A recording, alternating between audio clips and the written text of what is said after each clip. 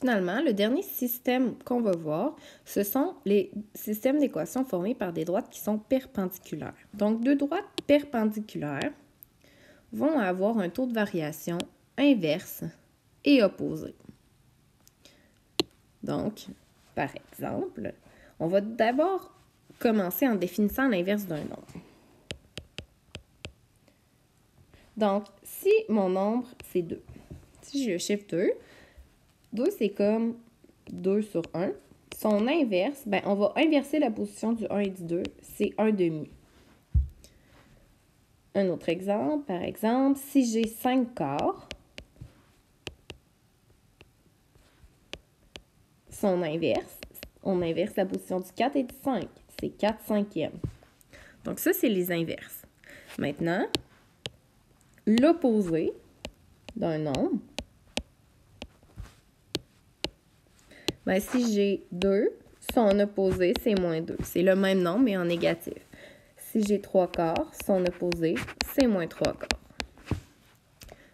Donc, si mon TV ici, c'est A, ben le TV de ma droite perpendiculaire, ça va être A et sur 1, ça va être 1 sur A et l'opposé, donc moins 1 sur A.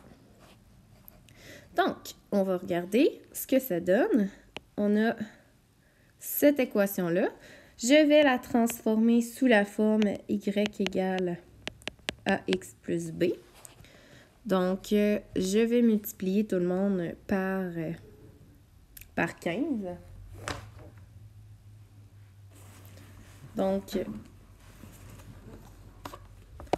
je vais me débarrasser des fractions. Fait que je vais commencer, je vais le faire ici. Moins 15 moins 25 égale à y sur 3. Je multiplie tout le monde par 15. Je vais donc avoir moins x. Moins 25 fois 15 moins 375 égale à 15 sur 15y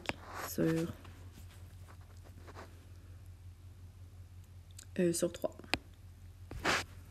Donc, je vais encore une fois réduire. Ici, ça me donne 5.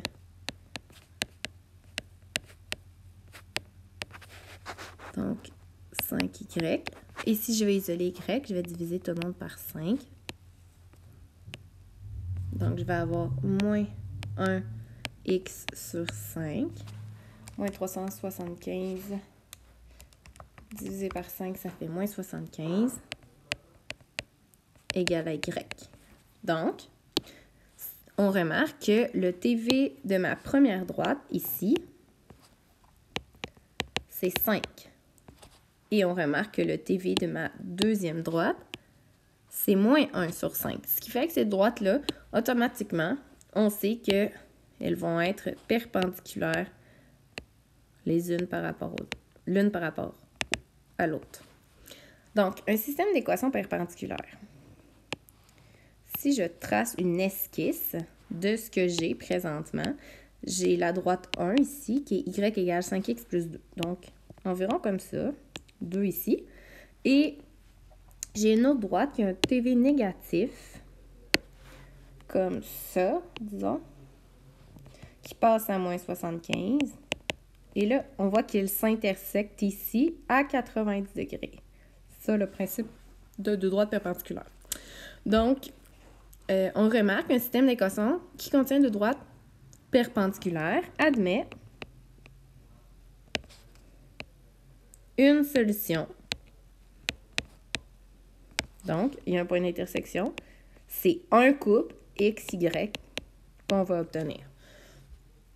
Par exemple, si je décidais de résoudre mon équation de manière algébrique, je vais le faire ici. J'ai y égale 5x plus 2 et j'ai y égale moins x sur 5 moins 75. Voici mon système. Puisqu'y est isolé dans les deux cas, je peux y aller par comparaison. 5x plus 2 égale à moins x sur 5 moins 75.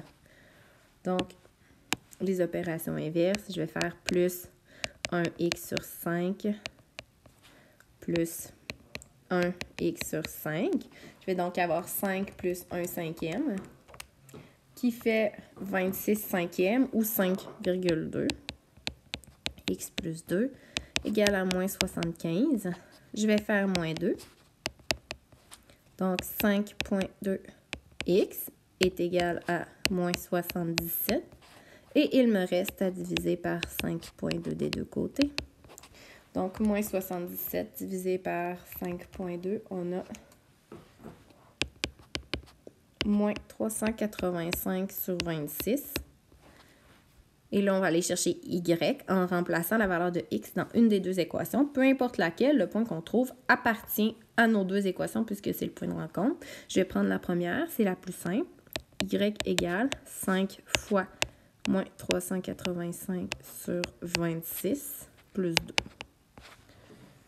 Donc, ça devrait donner moins 1873 sur 26. On s'attendait à ce que les deux coordonnées négatives, selon l'esquisse qu'on a fait, là, on voit qu'on est dans le troisième cadran. Donc, comme c'est un point de rencontre, on l'écrit toujours sous forme de point de rencontre. Donc, moins 385 sur 26, virgule, moins 1873 sur 26. Par souci de précision, j'ai gardé mes valeurs en fractions. Par contre, en CST, vous avez le droit de travailler en nombre à virgule. Moi, je demande de garder deux nombres à